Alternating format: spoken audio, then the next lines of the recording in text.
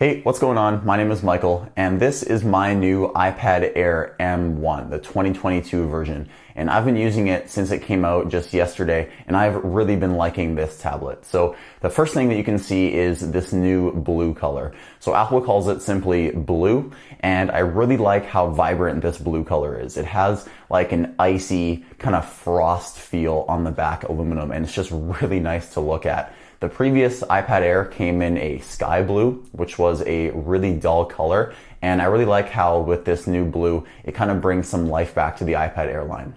So the reason I like this iPad Air update is because the iPad lineup now makes sense. So what do I mean by that? Well, the previous gen iPad 4 had a slower chip than the cheaper iPad mini, and it also lacked some features like the ultra-wide front-facing camera. So now we actually have a faster processor than any of the other iPads. We have the M1 chip, which is the same chip Apple uses in the iPad Pro and some of their Mac products. And we also now have the ultra-wide 12 megapixel camera on every single iPad. So with the iPad Air 4, it was a little bit strange. It was just kind of weird in the lineup. It was the only iPad that didn't have the ultra-wide front-facing camera, and it was kind of strange that it had a slower processor than the cheaper iPad mini. So this update was much needed, and it just now makes a lot more sense with all the iPads in the lineup. So the M1 chip inside this iPad Pro is nothing but overkill. The previous gen iPad Air, even though it didn't make sense with the lineup because it was missing some features, even that iPad Air was insanely fast with the A14 chip. It's the same chip as the iPhone 12 Pro, so it's going to be insanely fast as it is.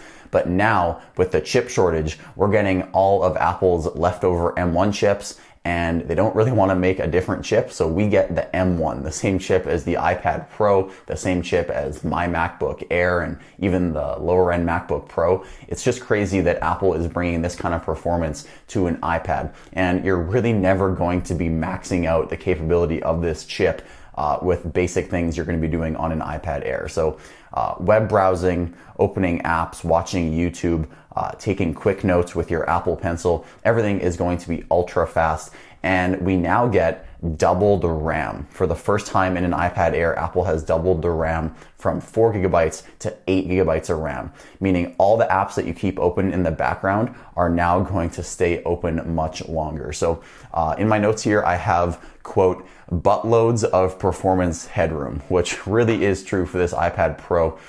If you're going to be doing intense video editing, lots of photo editing, you're probably going to end up getting an iPad Pro anyway. So for what most people are going to be doing on the iPad Air, you're never going to be maxing out this chip. It's going to be fast for years to come.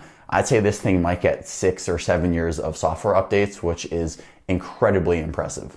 One more thing about this M1. The M1 is, again, the same chip as the iPad Pro, but the M1 inside this iPad doesn't have to power 4 speakers. It doesn't have to power a brighter 120 hertz display. It doesn't have to power 16 gigs of RAM and 2 terabytes of storage. So you are going to be getting an ultra efficient chip inside this iPad Pro, meaning that your battery life is going to be very good and the iPad is not going to overheat just because the chip is pretty much never reaching its maximum capability. The screen on the iPad Air is very bright and it's fairly smooth. Keep in mind that the iPad Pro higher up in the lineup does get slightly more brightness and a smoother display with 120 hertz refresh rate.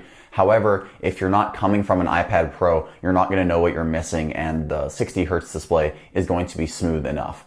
And also, the brightness on the iPad Air is just on the edge of wanting more. So sometimes in very certain scenarios, I find myself wanting more brightness, but 99.9% of the time, the brightness on this panel is more than enough for what I need. It's beautiful for looking at photos and videos. You can see here that this screen is ultra bright. The detail is fantastic.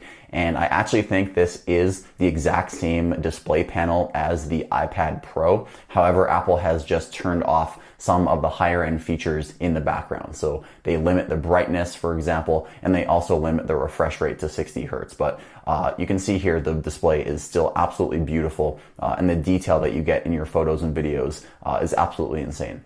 So apart from the screen, another aspect of consuming content is the speakers. So this iPad Air has 4 speaker grills. However, it only has 2 speakers. And the reason for this is just because the iPad uses the same chassis as the iPad Pro, so Apple can save money. And the iPad Pro has a quad speaker system. This one only has 2. However, once again, if you're buying the iPad Air, chances are you've never had an iPad Pro, so you don't know what you're missing out on. Because I review Apple products, I have heard the iPad Pro speakers, and I can say that they are definitely better, but the iPad Pro costs a lot more. And what you're getting here for the money is still a very good speaker system. It is way better than the 3rd gen iPad Air. That iPad only had speakers on one side. So starting in 2020 with the 4th gen, Apple brought stereo speakers to the cheaper, more affordable iPads, which is definitely appreciated. So whether you're listening to music or streaming YouTube videos or watching Netflix, the speakers are going to be very high quality. I found the mids and highs pretty sharp. The bass is okay, and you are going to get pretty good stereo separation on the left and right side. And because this iPad Air uses the same chassis as the iPad Pro, that means that you can use any of the keyboards and accessories that are made for the iPad Pro. So whether you want to get the keyboard Folio or the new expensive Magic keyboard with a trackpad, it'll all work with this iPad Air. And starting with the previous gen iPad Air, Apple brought this flat edge design to the iPad, and it supports the 2nd gen Apple Pencil, which is fantastic for students like me. So I use Notability to take notes in all my lectures for university. And another really cool feature built into iOS is you can swipe up from the bottom right corner and you can start writing notes. So just like this, you can start using the Apple Pencil. I'm on the highlighter here. I can change it to the pen if I want to. And another really cool thing is if you're on a website, so say for example on apple.com here, you want to bring a note and you want it to be contextual for what you're looking at on the web. Well, if you swipe up, you can see add link right there. You can click that, and then this website is now attached to this note. So whatever you want to remember, you can write down, and it'll also have the website that you were on at that time. So the iPad Air does have a 12 megapixel rear-facing camera. However, on an iPad, I'd recommend just strictly sticking to scanning documents, which you can do inside the Notes app here. Just click the camera icon and then hit Scan Documents. I've also made a whole video on how you can do this on the iPad and iPhone, which is pretty cool. So if you have an iPad, chances are you're also going to have an iPhone, and that iPhone is probably going to take better photos than this iPad can. So the camera is pretty good, and it does give you enough detail to scan your documents clearly. So a very solid camera, just not as good as the iPhone. And like I said, when the iPad is updated now to match the entire iPad lineup, one of those updates included the front-facing camera, which now has ultra-wide built in. So you can see here, the field of view is huge, and it brings a pretty cool feature to video call apps where it can follow you around the room you're in. Apple calls it center stage, and it works pretty well. However, the ultra-wide camera does have a lot of distortion around the edges, so whatever you have around the edge of your frame, it's going to look pretty distorted, but it is still a really cool, kind of a futuristic thing to have when you're on a video call. Kind of makes it look like your iPad is following you.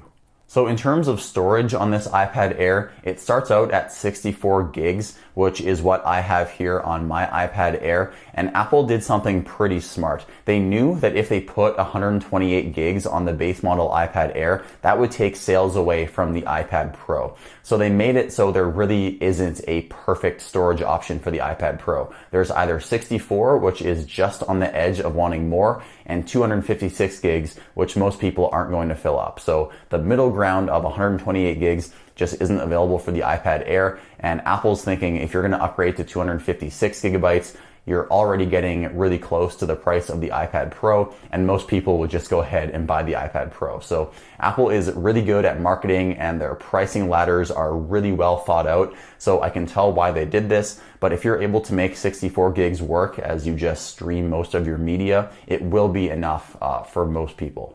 And one of the last points I want to make about this iPad is it's just built well. It's just good design, period. I can recall a few other Apple products that weren't designed well, such as the iPhone 5C and some of the older iPad models. Like I can recall the first gen iPad mini. I didn't really like that.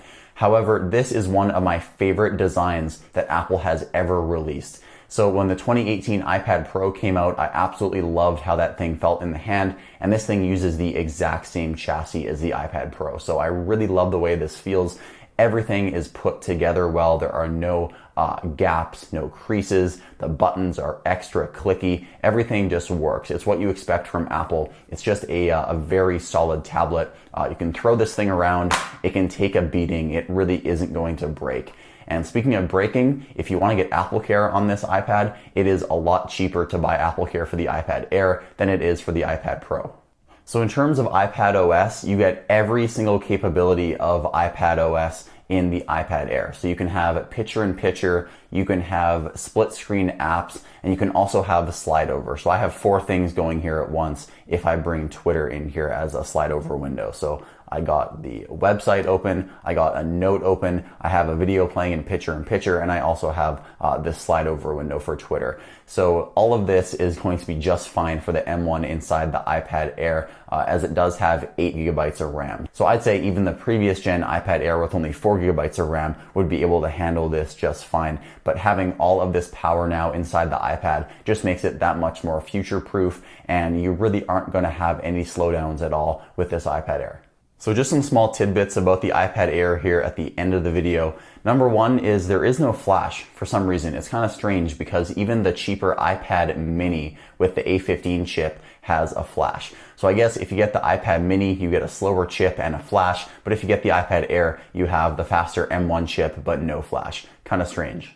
Another thing is it now says iPad Air at the bottom instead of just saying iPad. It probably says this because the design is the exact same as the iPad Pro, so Apple wants people to know that this is in fact the iPad Air. This blue color is also exclusive to the iPad Air, so every other color other than the blue that this iPad comes in is also available on the iPad mini. So if you get this new iPad Air in blue, no other iPad is going to have this really cool blue color. This is probably the best color I've seen Apple do on aluminum before, and I really hope we have something like this on the iPhone 14. I may not have mentioned it in the video, but the iPad Air has Touch ID, whereas the more expensive iPad Pro has Face ID, and I actually prefer Touch ID because my iPad is most of the time sitting on a table, and I can unlock it with my finger just like this instead of having to pick up the iPad and aim it at my face. So the cheaper iPad actually gets a way more convenient biometric unlock. Another little thing is the volume buttons are now orientation contextual. So you can see here I'm using the button on the right and it turns the volume up. But if I rotate the iPad and then use the exact same button, it now turns the volume down. So this makes a lot more sense, honestly. Apple introduced this with the iPad mini and we now have it on the iPad Air. And one small, tiny little thing, the attention to detail is impeccable. You can see here, depending on the color iPad Air you get, the inside of the USB-C connector is color matched. So in this case, we get a blue USB-C insert. So if you guys enjoyed this video and it was helpful, please drop a like and also subscribe if you haven't already. Thank you so much for watching. My name is Michael. I'll see you in the next video.